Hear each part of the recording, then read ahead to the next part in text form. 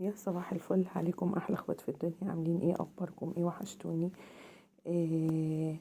يلا لايك بقى وشير وسبسكرايب للي اول مره يشوف قناه مع مطبخ علي قعدي، واللي بيشوفني ما تنسوش الاشتراك ورفع الفيديو.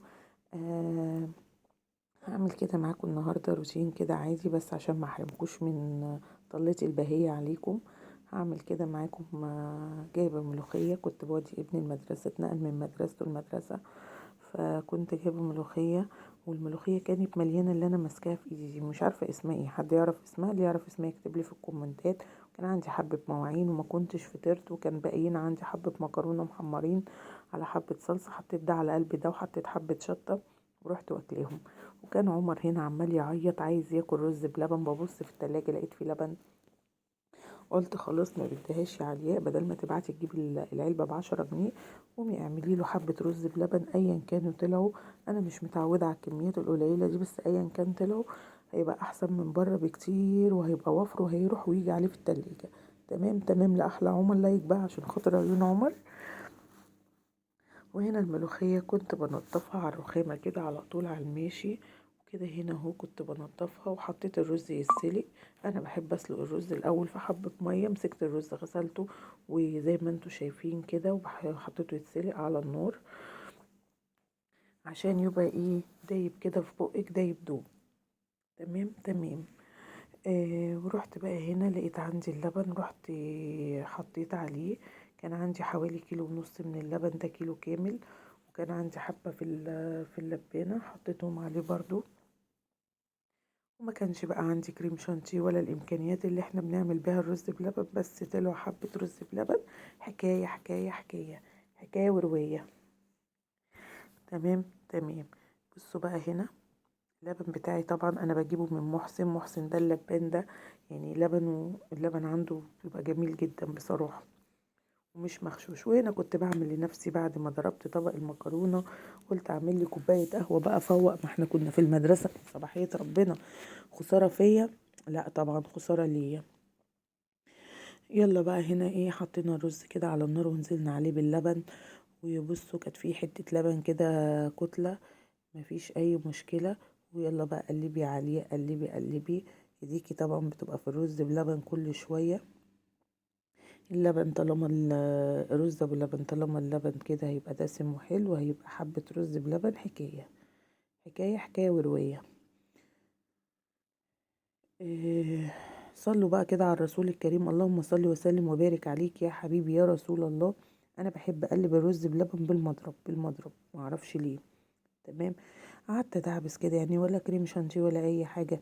لقيت عندي في الفريزر حته قشطه كده محترمه، رحت ضرباها عليه وحته قشطه تانية، فنزلت بقطعتين القشطه اللي لقيتهم، ورحت حطاهم عشان الرز بلبن يبقى قوامه كده وطعمه تحفه. يلا بقى كده هنشوف هنعمل ايه، وهفضل اقلب كده بالمضرب. المضرب بيجيب لك فوق تحتيه وتحتيه فوق ويعني كده. طب في حاجه صفرة عليها كده عماله تجري شمالك ويمينك شمالك ويمينك. الحاجة الصفرا اللي عمالة تجري شمالي ويميني ديت، حطيت مكعب زبدة صغنن،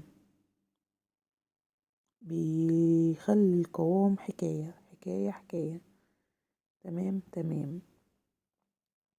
يلا بقى كده يا علياء قلبي، وهنا بنزل بالنشا زي ما احنا شايفين. هو احتاج مني نشا شوية، الرز كان حلو وما نشاش معايا بصراحة. آه، فضلت بقى كده اقلب وهديت عليه النار عشان الرزاية تستوي في اللبن في القشطة، يبقى الطعم حكاية. كل ما بتهدي النار على الحاجة بتبقى ايه، الحاجة جميلة. بصوا، بصوا بدأ القوام بتاعه كريمي، القشطة والزبدة ظبطوا الدنيا. بدأ القوام بتاعه يبقى كريمي بالجمال ده. الرز بلبن بعد ما بنيجي نطفي كده، نروح حاطينله الفانيليا، ما بحبش احطها عليه وهو شغال النار بصراحة عليه. تمام تمام. وبصوا بحب اقلبه زي ما اتفقنا كده معاكم، بحب اقلبه بالمضرب. وهنا كنت حطيت لحمة على النار تتسلق، عشان ايه، ابقى واقفة بنجز وقت قبل ما محمد يصحى. خلاص خلاص. وهنا بغسل الملوخية بتاعتنا، بحب اغسلها كده في المية، افضل نقعها شوية، بعد كده افضل اغير المية بتاعتها دي كذا مرة عشان تبقى ايه حلوة. وهنا فضيت الرز بلبن كده في البولات. طبعا كلكم شايفين قسما بالله وهو كده في البولات القوام بتاعه شكله عامل ازاي، حاجة كده فاخر من الاخر.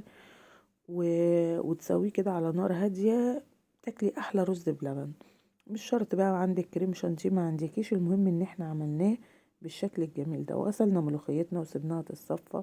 انا هنا بوريكم، بصوا القوام بتاعه والله حاجة كده جميلة. بصوا كريمي كريمي. ووفرته وعملته لابني في البيت هياكل ويشبع ويروح ويجي عليه. الحمد لله رمالي بولات كتير والدنيا كانت تمام. وانا حمرت الشعرية وطبخت البامية وايه، وانا واقفة كده وعملت البامية والرز والملوخية. انا عندي عيالي ما بيعرفوش ياكلوا الطبيخ الاحمر غير لازم جنبه طبق الملوخية. هنا خرطت الملوخية كل ده وانا واقفة، كل ده ضربت عصفور بحجر واحد. وهنا بقى كانت الشعرية اهي بتتحمر والملوخية اتخرطت والبامية اتعملت. انا بحب اسلق اللحمة اديها سلقة كده عشان الشوربة، وبعد كده اخدها بقى تتسبك في ايه، في التومة بتاعة صلصة البامية، وبعد كده انزل بالبامية. تسلم ايديك يا علي، الله ينور عليك يا بنتي ويفتح في وشك كل الابواب كده المغلقة يا رب، ويرزقك من حيث لا تحتسبي. قولوا امين، محدش قال امين ليه؟ يلا كلكم قولوا امين. انا عارف قريت اتفرجت على الفيديو كله ولا لا؟ هشوف مين قال امين. تمام تمام. وكده خلصت البامية التحفة دي. كانت عايزة بس كده تتقلب وتتدخل كده طاجن في الفرن حكاية. وادي الملوخية الخضرة الجميلة اللي ما نقدرش نستغنى عنها جنب طبق البامية. وادي الرز المفلفل بالزبدة، طعمه يتاكل لوحده. ايه رأيكم؟ الرزاية مفلفلة وجميلة. تسلم ايديك يا ست الكل. وده كان غدا النهاردة معاكم. عملنا الرز بلبن لعمر و... والملوخية بتاعتنا الخضرة الجميلة اللي تتاكل كده لوحدها يعني. وادي البامية الحمرة الجميلة، دي البامية اللي انا كنت مفرزاها معاكم. بصوا خضرة وحلوة وجميلة ازاي. عسل عسل عسل. لما يكون بقى عندي لحمة من السن اول ما المعها كده، ياه يا قلبي الحنين، اقول يبقى اللحمة دي عايزة طاجن البامية او البامية. ماشي. وادي الرز بلبن القوام الجميل دوت. بصوا بصوا قوامه عامل ازاي، حاجة كده تحفة بجد والله. اللهم بارك اللهم بارك اللهم بارك. صلي بقى على رسول الله كده، اللهم صلي وسلم وبارك عليك يا حبيبي يا رسول الله. واقول لكم اسيبكم في حفظ الله. احلى اخوات في الدنيا، لايك وشير وسبسكرايب مع مطبخ علي عشان يوصلكم كل جديد من الفيديوهات. قوليلي ايه رأيكم في الرز بلبن اللي مش مكلف دوت، وايه رأيكم في جماله وطعمه. طعمه بقى احنا اللي نقوله. باي باي.